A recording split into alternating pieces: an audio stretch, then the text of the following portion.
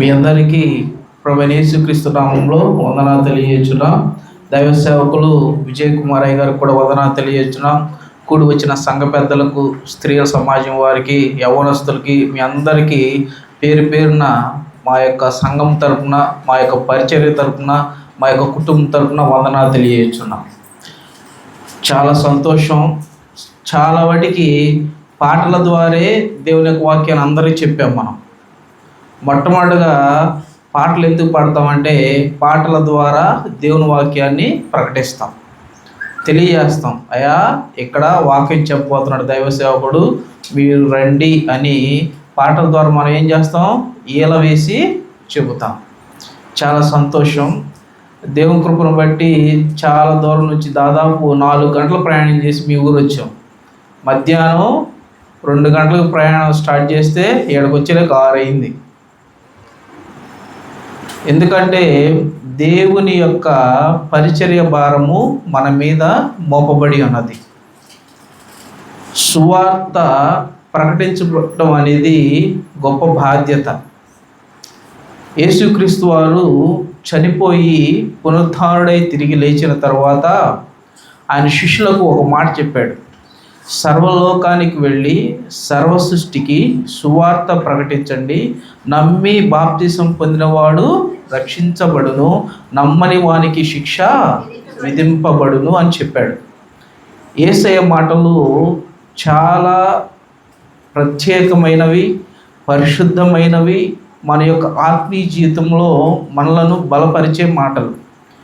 యేసుక్రీస్తు వారు ఆ మాటలు చెప్పినప్పుడు శిష్యులకు ఏమీ అర్థం కాలేదు. వాళ్ళు ఏ స్థితిలో ఉన్నారంటే ఆశ్చర్యమైనటువంటి స్థితిలో ఉన్నారు. ఎందుకు? యేసయ్య చనిపోవటం ఏంటి, పునరుద్ధానుడై తిరిగి లేవటం ఏంటి, ఇక్కడికి రావటం ఏంటి, మనం ఆయన చూడటం ఏంటి, ఆయన మనకు వాగ్దానం ఇవ్వటం ఏంటి, మనకు ఆజ్ఞ ఇవ్వటం ఏంటి, ద గ్రేట్ కమిషన్ అని శిష్యులు ఆశ్చర్యపోయారు. అట్లానే మేము కూడా మా కుటుంబం మొత్తం, నాకు 10 సంవత్సరాల వయసు నుండి టార్చ్ లైట్ ఉండేదిగా, మనకి టార్చ్ లైట్ తీసుకొని రిక్షాకి అప్పుడంతా 10 రూపాయలు అద్దె, బ్యాటరీ, మైకు తీసుకొని నేను రిక్షా రాగుతూ ఉండేవాడిని. మా అమ్మగారు మా నాన్నగారు వెనకాల పాటలు పాడుతూ సువార్త ప్రకటిస్తూ, నాకు 10 సంవత్సరాల వయసు. ఇప్పుడు నా వయసు ఎంత? 30 సంవత్సరాలు. దాదాపు 20 సంవత్సరాల దాకా వీధి సువార్తలో నేను పాలుపోకులు పొందుతూనే వచ్చాను. 20 సంవత్సరాలు సువార్త ప్రకటిస్తూనే ఉంటాం. ఖాళీగా ఇంట్లో కూర్చోం. ఏడైనా సరే ఆహ్వానించకపోయినా వెళ్ళటం, సువార్త ప్రకటించుకోవటం, రావటం. సుమారు ఈ 20 సంవత్సరాల్లో మేము దాదాపు 50,000 బైబిళ్ళు పంచిపెట్టాం. 50,000 బైబిళ్ళు పంచిపెట్టాం. దేవుని నామం మహిమ కలుగును గాక. మాకు సువార్త స్టార్టింగ్లో నేను 10 సంవత్సరాల వయసులో నాకు బైబిల్ లేదు. బైబిల్ కొనుక్కోవడానికి కానీ మా దగ్గర డబ్బులు లేవు. అంత కడు పేదరికంలో ఉన్నాం. ఆ సువార్తకి వెళ్ళినప్పుడు ఏం చేస్తారు, కొంతమంది జనం కానుకలు ఇస్తారు. అయ్యా ప్రార్థన చేసినందుకు అప్పుడంతా 5 రూపాయలు 2 రూపాయలు ఇస్తారు. ఆ డబ్బులు జాగ్రత్తగా తీసుకొని మాకు మైక్ సెట్ ఎవరైతే ఇస్తారో ఆయనకి ఏం చేసేవాళ్ళం, ఈ కానుక డబ్బులు తీసుకెళ్ళి ఆయనకి ఇచ్చేవాళ్ళం. అప్పుడు చాలా బాధపడేవాడిని. నాకే బైబిల్ లేదు, ఏంది పరిచర్య ఏంటి, సువార్త ఏంటి, ఏంది దేవా ఎప్పుడు ఆశీర్వదిస్తావయ్యా అని ప్రార్థన చేసుకుంటూ ఉండేవాడిని. కానీ ఇప్పుడు దేవుడు ఎట్లా ఆశీర్వదించాడు, 50,000 మందికి బైబిల్ పంచే విధంగా దేవుడు మమ్మల్ని ఆశీర్వదించాడు. దేవుని నామమునకు మహిమ కలుగును గాక. చూడండి, బైబిల్ వాక్యంలోకి వెళ్దాం. పరిశుద్ధ గ్రంథం నుండి మత్తయి సువార్త 11వ అధ్యాయము 28వ వచనము. మత్తయి సువార్త 11వ అధ్యాయము 28వ వచనము. చాలా శ్రేష్టమైన మాట. మనం ప్రయాసపడి భారం మోసుకుంటున్న సమస్త జనులారా నా యొద్దకు రండి, నేను మీకు విశ్రాంతి కలుగచేతను. చాలు. ఇక్కడ మనందరికీ తెలిసిన మాటే. ప్రయాసపడి భారం మోసుకుంటున్న సమస్త జనులారా నా యొద్దకు రండి, నేను మీకు విశ్రాంతి కలుగజేస్తాను. యేసుక్రీస్తు వారి శిష్యుడైనటువంటి మత్తయి సువార్తలో చెప్తున్న మాట. మేము వస్తున్నాం, ఇప్పుడు ప్రయాణమే వస్తున్నాం కదా, కారులో వస్తున్నప్పుడు టీ షాప్ దగ్గర ఆగాం. టీ షాప్ దగ్గర ఆగినప్పుడు ఒక ఆయన తచ్చెట్లాడుతూ ఎదుగుతున్నాడు. ఏంది ఎంతో ప్రయాసంతో ఏదో పోగొట్టుకున్న వాళ్ళకి ఏం చేస్తున్నాడు, ఆయన ఎదుగుతున్నాడు. ఆయన నేను వెళ్ళి ఏమైంది అంకుల్ అంటే, అయ్యా పిల్లోడిది గోల్డ్ రింగ్ పడ్డదయ్యా అన్నాడు. అవునా అని చెప్పి మేము కూడా ఆయన సహాయం చేయాలి. ఎందుకని ఎంతో ప్రయాసంతో భారంతో ఎదుగుతున్నాడు, ఎదుగుతున్నాడు, ఎదుగుతున్నాడు, అక్కడ ఎదుగుతున్నాడు. పిల్లోడినే వాళ్ళ అమ్మలు తిడుతున్నారు, నువ్వు యాడ్ చేసే ఉంగరం బంగారం రేట్ ఎంత ఉంది, ఇప్పుడు 16,000 ఉంది గ్రాము అని చెప్పి ఆ టీ షాప్ దగ్గర ఏం చేస్తున్నారు, ప్రయాసంతో ఎదుగుతున్నారు. ఎందుకని బంగారం, అమ్మో ఈ రోజులు బంగారం కొనలేవయ్యా, ఎందుకు పెట్టే పిల్లోడికని అరుచుకుంటున్నారు. ఆయన ఏంది ప్రయాసంతో ఎతికి తర్వాత చివరికి యాడ్ దొరికింది. వాళ్ళు ఎక్కడైతే కారు దిగారో ఆ కారు పక్కన పడి ఉంది. అది చూడంగానే ఆయన సంతోషం ఎట్లా ఉంది, అబ్బో చెప్పలేని ఆనందం, చెప్పలేని సంతోషం. చూడండి, ఈ లోక సంబంధమైన విషయం కోసమే ఎంతో ప్రయాసంతో ఒక చిన్న బంగారపు వస్తువు కోసం ఎంతో ప్రయాసంతో వాళ్ళందరూ 5 ఉన్నారు, 5 ఎతికారు. చివరికి ఆ వస్తువు దొరికిన తర్వాత ఏం చేశారు, చాలా సంతోషించారు. ఈ లోక సంబంధమైన విషయాల కోసం మనం ఎంతో ప్రయాసపడుతూ ఉంటాం, పరిగెడుతూ ఉంటాం. కానీ దేవునికి సంబంధించిన విషయంలో ఏం చేస్తాం, వెనకడుగు వేస్తాం. అవునా కాదా? లోకం కోసం పరిగెడతాం. సినిమా 11 గంటలకు స్టార్ట్ అయ్యిద్దంటే మనం ఎన్నింటికి వెళ్తాం, 10 గంటల 50 నిమిషాలు కల్లా సినిమా హాల్ దగ్గర ఉంటాం. అదే చర్చి స్టార్ట్ అవుతుందంటే ఏం చేస్తాం, ఆరాధన అయిపోయింది, అన్నీ అయిపోతాయి, చివరి ప్రార్థనప్పుడు కానుకలు వేసేటప్పుడు చర్చికి వస్తారు. ప్రయాసపడాలి. ఏ విషయంలో ప్రయాసపడాలి, ఆత్మీయ విషయంలో ప్రయాసపడాలి. నీ కుటుంబం కోసం ప్రయాసపడాలి, నీ సంఘం యొక్క అభివృద్ధి కోసం ప్రయాసపడాలి, నీ పిల్లల యొక్క చదువు కోసం నువ్వు ప్రయాసపడాలి, నీ పిల్లల యొక్క గర్భఫలం కోసం నీవు ప్రయాసపడాలి, నీ పొలములో పంట కోసం నువ్వు ప్రయాసపడాలి. అందుకని యేసుక్రీస్తు ఏమంటున్నాడంటే, ప్రయాసపడి భారం మోస్తున్న సమస్త జనులారా నా యొద్దకు రండి, నేను మీకు విశ్రాంతి కలుగు చేస్తానని చెప్పి ఉన్నాడు. పరిశుద్ధ గ్రంథంలో మనం చూసినట్లయితే చాలా కథలు ఉన్నాయి, కానీ చాలా చోట్ల యేసుక్రీస్తు వారు ఉపమానాలు చెప్పాడు. కానీ యేసుక్రీస్తు వారు పరిచయం చేస్తున్నప్పుడు యేసుక్రీస్తు వారు 2 వ్యక్తుల యొక్క ప్రయాసాన్ని ఏం చేశాడు, సంతోషముగా మార్చాడు. 2 వ్యక్తులు, వాళ్ళు ఎంతో ప్రయాసంతో బాధపడుతున్నారు వాళ్ళ జీవితంలో. ఒక స్త్రీ ఉంది, పాపాత్మురాలైనటువంటి స్త్రీ. ఆ పాపాత్మురాలైనటువంటి స్త్రీ ఎంతో ప్రయాసముతోటి, ఎంతో భారముతోటి యేసయ్య దగ్గరికి వచ్చింది. చూడండి, మత్తయి సువార్త 26వ అధ్యాయము 6 నుంచి చదువుకుందాం. మత్తయి సువార్త 26వ అధ్యాయము 6వ వచనం నుండి. యేసు బేతనియాలో కుష్ఠరోగి అయిన సీమోను ఇంటనున్నప్పుడు ఒక స్త్రీ మిక్కిలి విలువగల అత్తరు బుడ్డి తీసుకొని ఆయన యొద్దకు వచ్చి ఆయన భోజనమునకు కూర్చుండగా దానిని ఆయన తల మీద పోసెను. శిష్యులు చూచి కోపపడి, ఈ నష్టం ఎందుకు, దీని గొప్ప వెలకు అమ్మి బీదలకియవచ్చునే అనిరి. యేసు ఆ సంగతి తెలుసుకొని, ఈ స్త్రీ నా విషయమై ఒక మంచి కార్యం చేశాను, ఈమెను మీరేలా తొందర పెట్టుచున్నారు అని అన్నాడు. ఈ స్త్రీ పాపాత్మురాలైనటువంటి స్త్రీ.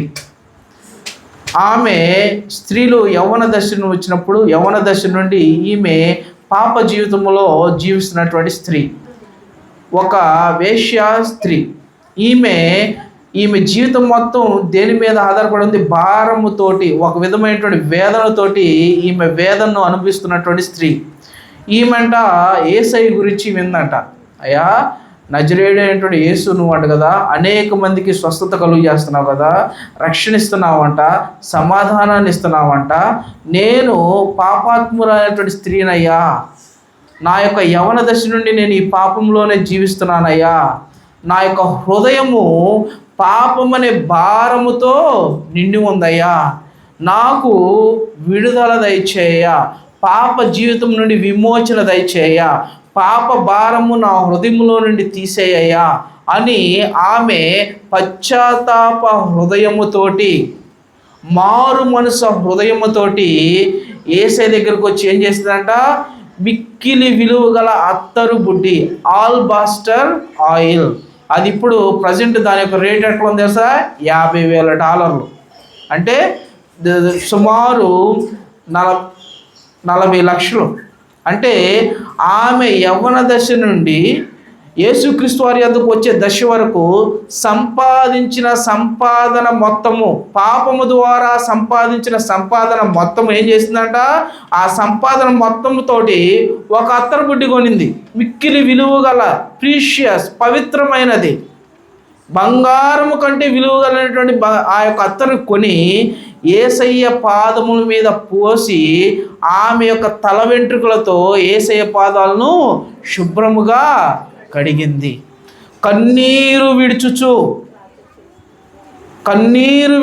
ఆయన అడిగింది, అయ్యా నేను పాపాత్మురాలనయ్యా, నా యొక్క హృదయము పాపమనే భారముతో నిండి ఉందయ్యా, నాకు రక్షణ దయచేయ, నాకు విమోచన దయచేయ, ఆత్మీయ జీవితంలో నన్ను బలపరచయ్యా అని ఆ ప్రయాసతోటి ఆమె యేసుక్రీస్తు వారి దగ్గరకు వచ్చింది. యేసయ్య దగ్గరకు వచ్చినప్పుడు ఆయన శిష్యులు ఏమన్నారు తెలుసా? ఆమెను కించపరిచినట్లు మాట్లాడారు. ఇంత డబ్బులు పెట్టి ఎందుకు కొనుక్కొని వచ్చావు? ఇంత డబ్బులు ఎందుకు వేస్ట్ చేస్తున్నావు? అదే బేదలకు ఇవ్వచ్చు కదా అని సూటి పోటీ మాట్లాడిన శిష్యులు. యేసుక్రీస్తు వారు ఏమన్నాడు తెలుసా? ఇక్కడ ఈ సువార్తలో రాయబడలేదు, కానీ ఇంకో సువార్తలో, నేను మీ ఇంటికి వచ్చినప్పుడు కాళ్ళు కడుక్కోవడానికి నాకు నీళ్ళు ఇచ్చావా? ఇవ్వలేదు. కనీసం చేతులు కడుక్కోవడానికి నీళ్ళు ఇచ్చావా? ఇవ్వలేదు. ఈ స్త్రీ తాను సంపాదించిన దాంట్లో మొత్తముతో కొని నాకు తన కన్నీళ్లతో నా కాళ్ళు కడిగింది, తన తల వెంట్రుకలతో నా పాదాలు తుడిచింది. ఈమె చేసినట్టు నువ్వు నాకు చేసావా అని యేసయ్య అన్నప్పుడు, ఆ యేసయ్య ఎవరింటికైతే వెళ్ళాడో ఆ ఇంటి యజమానుడు ఏం చేశాడంట? అసూయపడ్డాడు. ఆ యొక్క స్త్రీ యొక్క భారాన్ని యేసుక్రీస్తు వారు తీసివేశాడు. మన మూలవాక్యం ఏమిటి? ప్రయాసపడి భారం మోస్తున్న సమస్త జనులారా నా యొద్దకు రండి. ఈ స్త్రీ, ఈ పాపాత్మురాలైన స్త్రీ పాపం అనే ప్రయాసంతో యేసయ్య దగ్గరికి వచ్చినప్పుడు యేసుక్రీస్తు వారు ఏం చేశాడంట? ఆమె యొక్క పాపాలను శుభ్రముగా కడిగివేశాడు. కడిగివేసి యేసయ్య ఏమన్నాడు తెలుసా? నీవు సమాధానము గలదానివై నీ ఇంటికి వెళ్ళుము, ఇంకా ఎన్నడూను ఇటువంటి పాపము చేయగాకమ్మని ఒక తండ్రి తన యొక్క కుమార్తెతో మాట్లాడినట్లుగా యేసయ్య ఏం చేశాడు? ఆ విధముగా మాట్లాడి ఆమె యొక్క పాప జీవితాన్ని తీసివేసి ఆమె యొక్క పాప భారాన్ని ఎవరి మీద వేసుకున్నాడంట? యేసయ్య భుజాల మీద వేసుకొని ఆమెను ఏం చేశాడు? తన ఇంటికి సమాధానము కలిగిన స్త్రీగా పంపించాడు, పరిశుద్ధురాలుగా పంపించి వేశాడు.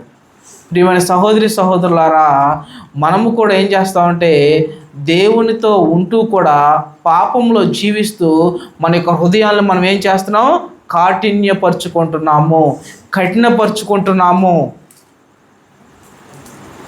ఈ స్త్రీ ఆ విధంగా చేయలేదు. యేసయ్య దగ్గరకు వచ్చింది, ప్రార్థించింది, మోకరించి తన యొక్క పాపాలు ఒప్పుకుంది. ఆ స్త్రీలాగా మనము కూడా మన యొక్క పాప భారములు యేసయ్య సన్నిధికి వచ్చి ఆయన భుజాల మీదుగా మోపేవారిగా ఉన్నామా లేదా ఒకసారి మనము పరీక్షించుకోవాలి. ప్రయాసపడి భారం మోసు జనులా నా యొద్దకు రండి అని యేసయ్య పిలుస్తున్నాడు, చేతులు చాచి పిలుస్తున్నాడు. నాకు చిన్నపిల్లలు 2 ఉన్నారు. మాకు అమ్మాయికి 3వ సంవత్సరం, రెండో అమ్మాయికి 2 సంవత్సరాలు.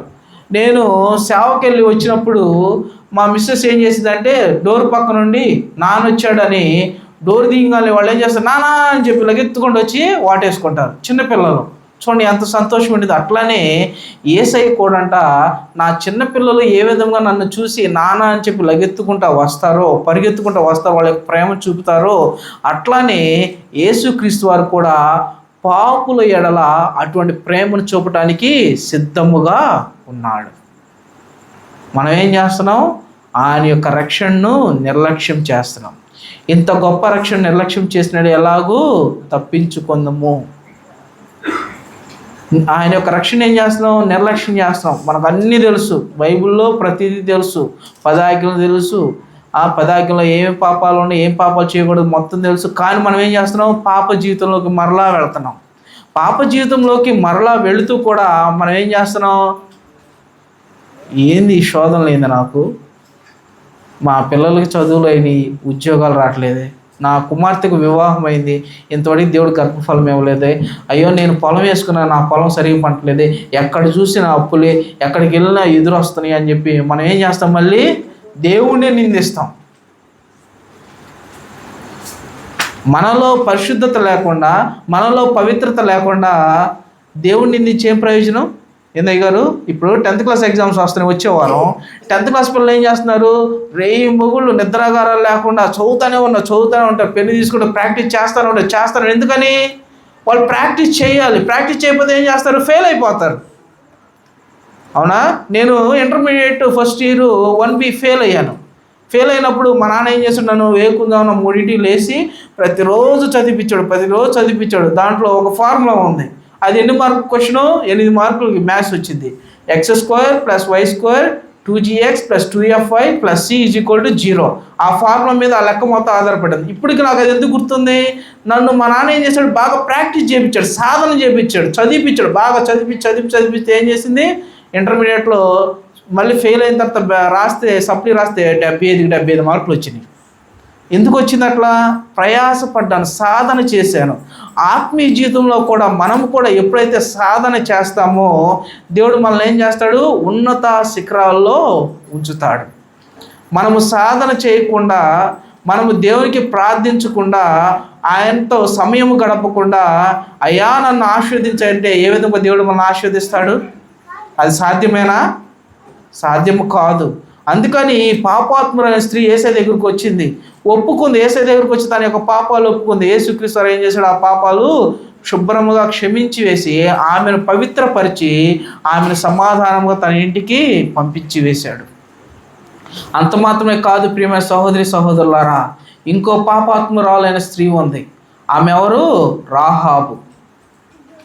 అయ్యగారు మీరు అందరూ అనుభవం గల వాళ్ళే. రాహాబు ఎవరి వంశంలో ఉంది? రాహాబు వంశం నుంచి ఎవరు వచ్చారు? యేసుక్రీస్తు వారు జన్మించాడు. రాహాబు ఎవరు? అసలుగా ఆమె ఒక అన్యురాలు, ఒక వేశ్య. వేగులు వారు ఎరుగో పట్టణానికి వచ్చారు. ఎరుగో పట్టణం వచ్చినప్పుడు ఈ రాహాబు అనే వేశ్య ఏం చేసింది? వేగులు వారిని తన ఇంట్లోనికి చేర్చుకొని ఆమె ఒక మాట తీసుకుంది. ఏమని తీసుకుంది? అయ్యా మీరు మా యొక్క దేశం మీదకి యుద్ధానికి వచ్చినప్పుడు నన్ను నా కుటుంబాన్ని కాపాడునని రాహాబు అనే వేశ్య ఏం చేసింది? తన యొక్క కుటుంబాన్ని కాపాడుకుంది. దేని ద్వారా కాపాడుకుంది? విశ్వాసమును బట్టి. హెబ్రీయులకు రాసిన పత్రిక 11వ అధ్యాయం మీరు చదివినట్లయితే ఇంటికి వెళ్ళిన తర్వాత 11వ అధ్యాయం మొత్తము విశ్వాస వీరుల గురించి ఉంది. Memorial versus of faith warriors, విశ్వాస వీరుల యొక్క జ్ఞాపకార్థపు అధ్యాయము 11వ అధ్యాయము. రాహాబు అనే వేశ్య విశ్వాసము చేత వేగులు వారిని చేర్చుకొని ఆమెను, ఆమె యొక్క కుటుంబాన్ని రక్షించుకుంది. ఒక వేశ్యాస్త్రీ ఇశ్రాయేల్ జనాంగంలోకి ఎవరిని వాళ్ళు చేర్చుకోరు. దేవుడు కళాఖండితంగా చెప్పాడు, మీ యొక్క వంశావళిలోకి ఎవరిని చేర్చుకోకూడదు, ఎవరిని తీసివేయకూడదని దేవుడు ఆజ్ఞ ఇచ్చాడు. కానీ ఈ రాహాబు అనే వేశ్య, ఈ అన్య స్త్రీ ఎవరి వంశావళిలో చేర్చబడ్డది? ఇశ్రాయేలు యొక్క వంశావళిలో చేర్చబడ్డది. ఆమె గర్భం నుండి యేసుక్రీస్తు వారు జన్మించాడు. మత్తయి సువార్త 1వ అధ్యాయంలో చూసినట్లయితే వంశావళి గురించి మొత్తము రాయబడినది. చూడండి, మత్తయి సువార్త 1వ అధ్యాయము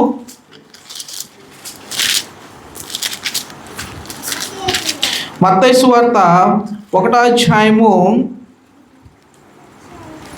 5వ వచనము. నయాసోను షల్మాను కనెను, షల్మాను రాహాబునందు బోయాజును కనెను, బోయాజు రూతునందు ఓబేదును కనెను, ఓబేదు యెష్యాని కనెను, యెష్యాయి రాజైన దావీదును కనెను. అబ్రహాము కుమారుడు దావీదు కుమారుడైన యేసుక్రీస్తు వంశావళి. ఈ రాహాబు అనే వేశ్య వంశావళి నుండి ఎవరు వచ్చారంట? యేసుక్రీస్తు వారు జన్మించాడు. హల్లెలూయా, హల్లెలూయా. ఎంత గొప్ప ధన్యత ఇచ్చాడు చూడండి దేవుడు ఆమెకు. ఎందుకు ఇచ్చాడు? విశ్వాసమును బట్టి. విశ్వాసము ద్వారా ఎక్కడో ఆ యొక్క పెంట కుప్పల మీద ఉన్నటువంటి ఆ స్త్రీని లేవనెత్తి యేసుక్రీస్తు వారు ఎక్కడ పెట్టాడంట? ఆయన యొక్క వంశావళిలో, ఆమె యొక్క గర్భంలో నుండి యేసుక్రీస్తు వారు ఈ భూలోకంలోనికి వచ్చాడు. ఆమె కూడా ప్రయాసపడింది. ఆ యొక్క ప్రయాసకి ఏం యాడ్ చేసుకుంది? విశ్వాసాన్ని యాడ్ చేసుకుంది. మన దగ్గర బైక్ ఉంది, బైక్లో పెట్రోల్ లేకపోతే ఎక్కడికైనా వెళ్తామా? వెళ్ళలేము. అట్లానే ఈ రాహాబు అనే వేశ్య ఏం చేసిందంట? ఆమె యొక్క జీవితానికి విశ్వాసం అనే ఇంధనాన్ని కలుపుకుంది. ఈ విశ్వాసం అనే ఇంధనము ఏం చేసిందంట? ఆమె యొక్క ఆత్మీయ జీవితాన్ని దృఢముగా బలపరిచింది.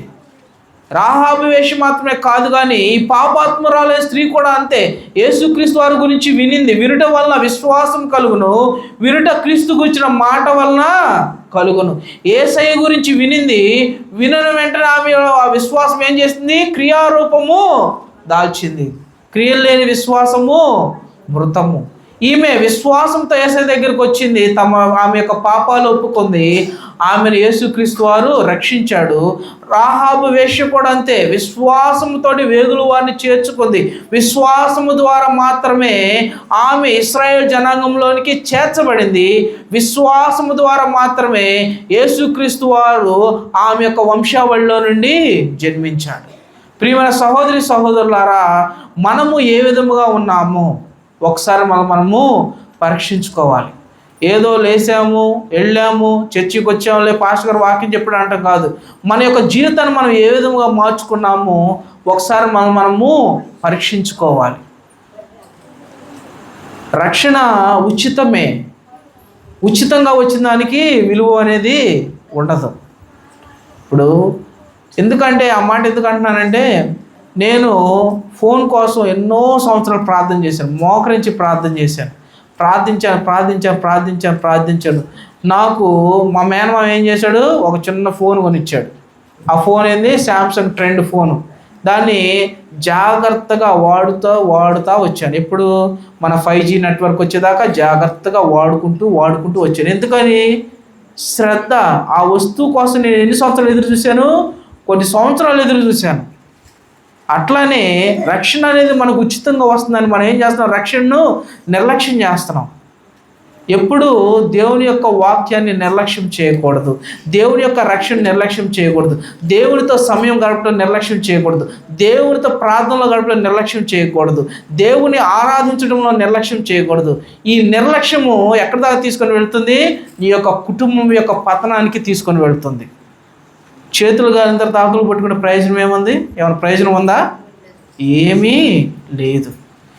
అందుకనే ముందుగానే మనం సిద్ధపరచుకొని మన యొక్క పాప భారం మొత్తము, మన యొక్క ఆలోచన భారం మొత్తము యేసయ్య మీద వేసినట్లయితే ఆయన ఏం చేస్తాడంట? నీ యొక్క పాప భారాలు మొత్తం మోసుకొని ఆయన యొక్క సిలువలో వాటిని కొట్టివేస్తాడు. అందుకని యేసుక్రీస్తు వారు అన్నాడు కదా, యేసయ్య సేవ చేసి ఈ పరిసయ్యుల శాస్త్రులు చేసినటువంటి ఇబ్బంది తట్టుకోలేక చివరికి ఆయన ఒక మాట అన్నాడు. చూడండి, మత్తయి సువార్త, చాలా గొప్ప మాట అన్నాడు. మత్తయి సువార్త 21వ అధ్యాయము 31వ వచనము. మత్తయి సువార్త 21వ అధ్యాయము 31వ వచనము. 1 మత్తయి సువార్త 21వ అధ్యాయము 31వ వచనము. జాగ్రత్తగా వినండి. అందుకు వారు మొదటి వాడే అనిరి. యేసు సుంకరులను వేశ్యలను మీకంటే ముందుగా దేవుని రాజ్యంలో ప్రవేశించుదురని నిశ్చయముగా చెప్పుచున్నాను. యేసయ్యకి ఎక్కిపోయిందంట. పరిసయ్యుల శాస్త్రులు వచ్చి ఆ ప్రశ్న వేసి ఈ ప్రశ్న వేసి చివరికి యేసయ్య కోపం ఎక్కి ఏమన్నాడు తెలుసా? మీకంటే ముందుగా పరలోక రాజ్యంలో ఎవరు వెళ్తారంట? వేశ్యలను సుంకరులను పరలోక రాజ్యంలో ప్రవేశిస్తారయ్యా మీకంటే ముందుగా అని ఒక స్టేట్మెంట్ ఇచ్చాడు. ఈ స్టేట్మెంట్ ఎవరి జీవితంలో నెరవేరింది? పాపాత్మురాలైన స్త్రీ జీవితంలో నెరవేరింది, రాహాబు అనే వేశ్య జీవితంలో నెరవేరింది. ఈ ఇద్దరు దేవుని రాజ్యంలో ప్రవేశించారా లేదా? అవునమ్మా, ప్రవేశించారా లేదా? రాహాబు అనే వేశ్య తన కుటుంబాన్ని రక్షించుకుందా? ఆమె గర్భంలో నుండి యేసుక్రీస్తు వారు జన్మించాడు. ఆమె వంశావళిలో నుండి ఈ పాపాత్మురాలైన స్త్రీ యొక్క పాపాలు క్షమించబడ్డాయా? ఆమె సమాధానం గలదానై వెళ్ళిపోయిందా? ఆమె గురించి ఇప్పుడు మనందరం సువార్త ప్రకటిస్తున్నామా? ఇప్పటికి ఎన్ని వేల సంవత్సరాలు 2025 సంవత్సరాలు, 2020 సంవత్సరాల తర్వాత కూడా, నా తర్వాత కూడా భవిష్యత్తులో మనం ఏం చేస్తాం? ఆ పాపాత్మురాలైన స్త్రీ గురించి సువార్త ప్రకటించుకుంటూనే ఉంటాం. ఈ వాక్యము సూటబుల్ అయింది. ముందుగా ఎవరు ప్రవేశించారంట? వేశ్యలను, సుంకరులను. సుంకరులు అంటే గుర్తొచ్చింది. పొట్టి జక్కయ్య ఎంతమంది తెలుసు? సండే స్కూల్లో చెబుతూనే ఉంటారు, జక్కయ్య కాదు పొట్టి జక్కయ్య, పొట్టి జక్కయ్య, పొట్టి జక్కయ్య అని. ఆయన ఏం చేశాడు? యేసయ్య చెప్పిన ప్రతి మాట శ్రద్ధగా విన్నాడు. యేసుక్రీస్తు వారు సువార్త పరిచయం చేస్తున్నప్పుడు ఒక యవనస్తుడు అంట యేసయ్య దగ్గరికి అతి ఉత్సాహంతో వచ్చాడు. వచ్చి యేసయ్యని అడిగాడు, అయ్యా నిత్య జీవం పొందడానికి నేనేం చేయాలయ్యా అని అడిగాడు. యేసుక్రీస్తు వారు అన్నాడు, నీవు మోషే ధర్మశాస్త్రం మొత్తం పాటిస్తున్నావా అన్నాడు. అవునయ్యా, నా చిన్నప్పటి నుండి పాటిస్తున్నానయ్యా అన్నాడు. సరే, నీకు ఒకటి కొదువుగా ఉన్నదయ్యా, అది నువ్వు చెయ్యి అన్నాడు. ఈ యవనస్తుడు అడిగాడు, ఏంటయ్యా అని. నిన్ను వల్లే నీ పొరుగు వాళ్ళని ప్రేమించయ్యా అన్నాడు. అయ్యా నేను అది ప్రేమిస్తున్నాను యేసయ్యా అన్నాడు. సరే, యేసయ్య అన్నాడు, నువ్వేం చేస్తావంటే నీ ఆస్తి మొత్తం అమ్మి బీదలకు ఇమ్ము, అప్పుడు నువ్వు పరలోక రాజ్యంలో ప్రవేశిస్తాను. కానీ యవనస్తుడు ఏం చేశాడు? ముఖము చిన్న బుచ్చుకొని వెళ్ళిపోయాడు. యేసయ్య దగ్గర నుంచి వెళ్ళిపోయాడు. ఆ యవనస్తుడిని దేన్ని ప్రేమించాడు? లోకాన్ని, లోకంలో ఉన్న ఆస్తిని ప్రేమించాడు. యేసుక్రీస్తు వారు ఏమన్నాడు? నిన్ను వల్ల నీ పొరుగుని ప్రేమించు, ఆ ఆస్తి పేదలకు ఇయ్యి, అప్పుడు నువ్వు రక్షించబడతావు, నీకు నిత్య జీవం వస్తుందంటే ఏం చేశాడు? లోకాన్ని ప్రేమించాడు. ముందలేమో యేసయ్య దగ్గరికి సంతోషంగానే వచ్చాడు, అయ్యా నాకు నిత్య జీవం కావాలని. యేసయ్య చెప్పిన మాటలకు ఏం చేశాడు? యవనస్తుడు ముఖం చిన్నబుచ్చుకొని వెళ్ళిపోయాడు. కానీ పొట్టి చక్కయ్య ఏం చేశాడు? యేసయ్య మాటను శిరస్స వహించాడు. అయ్యా నేను ఎవరి దగ్గర అయితే అక్రమముగా తీసుకున్నానో వాళ్ళకి 4 రెట్లు నా ఆస్తి అమ్మిస్తానయ్యా అన్నాడు. దేవుని మహిమ కలుగాక, హల్లెలూయా. నా ఆస్తి అమ్మి 4 రెట్లు ఇస్తానయ్యా అన్నాడు. అంటే జక్కయ్య ఎవరిని అనుసరించాడు? యేసుక్రీస్తు వారిని అనుసరించాడు. ఆయన బైబిల్లో చెప్పినటువంటి మాట, నిన్ను వల్ల నీ పొరుగు వాళ్ళని ప్రేమించు, అది నీకు ఆశీర్వాదము, అది నీకు రక్షణ తెచ్చిద్ది, అది నీకు నిత్య జీవాన్ని తెచ్చిద్ది, అది నీకు గుర్తింపుని తీసుకొచ్చిద్దని యేసుక్రీస్తు వారు జక్కయ్యతో చెప్పినప్పుడు ఆ జక్కయ్య ఏం చేశాడు? సుంకపు గుర్తుదారుడు, ట్యాక్స్ కలెక్టర్,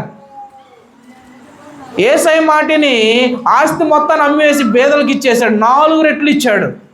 చూడండి ఎంత గొప్ప మనసు. దేవుని బిడ్డల యొక్క దగ్గర ఉన్నటువంటి దాతృతా గుణము ఎవరి దగ్గర ఉండదు. జక్కయ్య పూర్ణ మనసుతోటి, పూర్ణ హృదయంతో, పూర్ణ ఆత్మతోటి, పూర్ణ వివేచంతో యేసుక్రీస్తుని అనుసరించాడు. అనుసరించడం ద్వారా ఈ పాపాత్ముడైనటువంటి జక్కయ్యని దేవుడు ఏం చేశాడు? పరిశుద్ధపరిచాడు. అది ఏ విధముగా జరిగింది? ఆయన యొక్క పాప భారం మొత్తం యేసయ్య మీద వేశాడు. నీ పాప భారం నువ్వు యేసయ్య మీద వేస్తున్నావా లేదా? నీకున్నటువంటి సమస్యలు నువ్వు యేసయ్య మీద వేస్తున్నావా లేదా? నీకున్నటువంటి ఇబ్బందులు నువ్వు యేసయ్య మీద వేస్తున్నావా లేదా? ఒక్కసారి నీవు పరీక్షించుకో. మనం ఎక్కడికో వెళ్ళాల్సిన అవసరం లేదు. ఇంట్లోనే ఒక గదిలో మోకరించి ప్రార్థన చేయా, నాకు ఈ సమస్య వస్తుంది యేసయ్యా తీసేయ అని ప్రార్థన చేయి. దేవుని ఎదుట విన్నపించు, గోజాడు, దేవుణ్ణి ప్రార్థిస్తానండు. దేవుడు కంపల్సరిగా నీ యొక్క ప్రార్థనను అంగీకరిస్తారు. మీరు అనొచ్చు, చివరగా చెబుతున్నాను, మీరు అనుకోవచ్చు, అయ్యగారు ఎన్ని సంవత్సరాలు ప్రార్థన చేయాలి అయ్యగారు, ఉద్యోగం కోసం ఇన్ని సంవత్సరాలు చేస్తున్నాను, పిల్లలు పట్టడం లేదా ఇన్ని సంవత్సరాలు పెళ్లి చేస్తున్నాను, మంచి సంబంధం రావట్లేదు ఇన్ని సంవత్సరాలు పెళ్లి చేస్తున్నాను, ఎంతోడి మాకు ఇల్లు లేదు అయ్యగారు, బండి కావాలని ప్రార్థన చేస్తాను, ఎన్ని సంవత్సరాలు చేయాలయ్యా అని నువ్వు అనొచ్చు. బైబిల్లో ఒక మాట ఉంది కదా, ప్రతి దానికి సమయము కలదు, దాని సమయం కలది, అది నెరవేరుతుంది. ఆ సమయం కొరకు మనం వేచి ఉండాలి. ఆ సమయం కొరకు మనం నిరీక్షణ కలిగి ఉండాలి. అబ్రహాం 25 సంవత్సరాలు వేచి ఉన్నాడు. ఇశ్రాయేల్ జనాంగం ఎన్ని సంవత్సరాలు? 420 సంవత్సరాలు. అంతేనయ్య గారు, 420 సంవత్సరాలు మూలిగారంట. మూలిగి గోజారిపోయి ఇసుకుపోయి ఈ యేసయ్య దేవుడు మాకు విడుదల దయచేయలే అని 420 సంవత్సరాలు ఎదురు చూశారంట. చివరికి దేవుడు ఏం చేశాడు? వాళ్ళకి విడుదల దయచేశాడు. అట్లానే మీరు కూడా మీ యొక్క భారం మొత్తం యేసుక్రీస్తు వారి మీద వేయండి. ఆయన ఏం చేస్తాడంట? నీ భారాన్ని తీసివేసి నీ భారం స్థానంలో ఏం చేస్తాడు? తేలికపాటి భారాన్ని పెట్టి నిన్ను పవిత్రపరిచి, పరిశుద్ధపరిచి, నిన్ను నిత్య జీవంలోకి నడిపిస్తాడు. నీ కుటుంబాన్ని ఆశీర్వదిస్తాడు, నీ చుట్టుపక్కల ఉన్న వారిని ఆశీర్వదిస్తాడు, నీ పైరు పంటలను ఆశీర్వదిస్తాడు, నీ పిల్లల యొక్క చదువులను ఆశీర్వదిస్తాడు, నీ యొక్క పిల్లల యొక్క వచ్చే ఉద్యోగాలను కూడా దేవుడు ఆశీర్వదిస్తాడు. అందుకని ప్రయాసపడి భారం మోస్తున్న సమస్త జనులారా నా యొద్దకు రండి, నేను మీకు విశ్రాంతి కలుగు చేస్తాను. మనం కూడా ఆ పాపాత్మురైనటువంటి స్త్రీలాగా, ఈ యొక్క సుంకపు గుర్తుడైనటువంటి జక్రియలాగా ఆయన యొద్దకు వెళ్ళి మన యొక్క పాప భారాలు మొత్తం వేసేవారిగా ఉండాలి. ఆ విధంగా దేవుడు మనల్ని అందరినీ ఆశీర్వదించును గాక. చెప్పండి, మన వాక్య భాగం దేవుడు ఆశీర్వదించును గాక. మీ అందరికీ వందనాలు. చాలా ఓపికతో ఉన్నారు. మన మధ్యలో ఉన్నటువంటి దైవ సేవకులు కొద్ది నిమిషాలు వర్తమానాన్ని పంచుకుంటాడు.